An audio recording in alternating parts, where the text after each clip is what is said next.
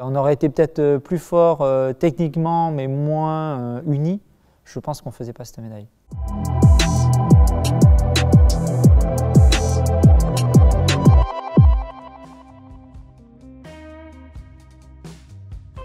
J'ai commencé le CC Foot depuis 1999.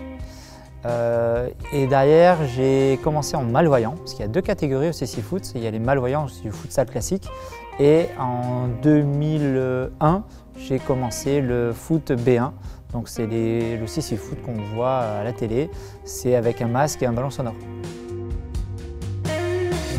J'ai connu les Jeux paralympiques en 2004, 2012, Tokyo et j'espère Paris. En 2004, les Jeux de 2004, donc à Athènes, ça a été un moment je pense plutôt d'émotion plutôt que sportif. Mais ça a été l'entrée dans le stade olympique pour l'ouverture des Jeux a été un moment inoubliable et je pense que ça sera un des moments pour moi d'émotion où les frissons, l'envie de pleurer, la joie d'être là, tout s'est mélangé. Donc je pense que pour moi ça a été vraiment le moment le plus grand. Ce qui m'a marqué, ça a été de rentrer avec le maillot français, d'être quelqu'un qui représente son pays. Quand tu représentes ton pays, c'est un moment rempli de joie, c'est un moment de bonheur. L'édition suivante, ça a été Londres.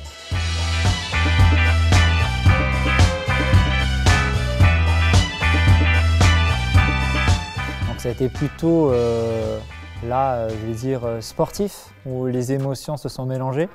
Donc entre la peur, la joie, la réussite, la déception de perdre en finale. Donc voilà, c'était plutôt le côté sportif pour moi que je retiendrai sur Londres. Le meilleur match a été le premier match de poule contre le Brésil où franchement je pense qu'on doit les gagner. Ils ont un joueur qui doit prendre un rouge. Je prends un tacle et mon pied, en fin de compte, je ne dois plus jamais jouer. Donc mon pied, on fait une échographie, il y a des os de partout et donc en fin de compte, j'arrive à jouer jusqu'en finale. Et France-Espagne, c'était un moment inoubliable parce que déjà je mets un doublé au jeu.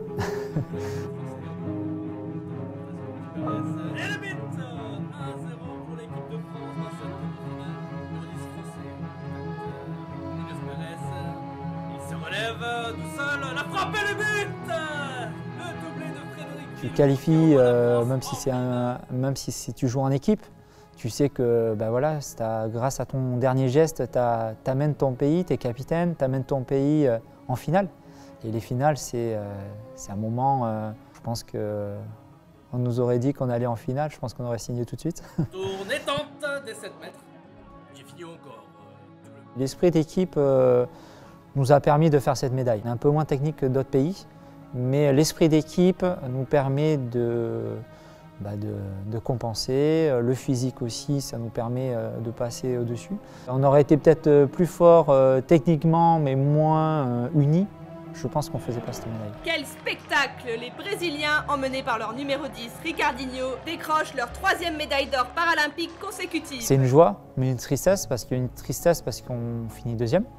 On perd en finale, on ne fait pas un mauvais match, donc voilà, c'est triste, mais tu es content parce que tu as une médaille, quoi. Et de sentir, quand on m'a mis cette médaille autour du cou, j'ai été choqué par le poids. Il fait 580 grammes, tu es fier, et d'un coup tu es moins fier, tu es comme ça. Donc c'est un moment où tu es tout content, tu te sens valorisé parce que tu n'as pas une breloque, tu as une vraie médaille. Donc les Jeux pour nous commencent du 30 août au 7 septembre. Pour moi, ça sera les derniers, parce que je ne me fais plus tout jeune. C'est une joie de jouer à Paris, devant la famille, les amis, le public français. Donc je pense que ça va être un moment inoubliable. Je vous invite tous à venir nous voir au pied de la Tour Eiffel, un endroit exceptionnel en plus. Donc venez nombreux, ça sera un moment génial et ça sera du spectacle. À bientôt.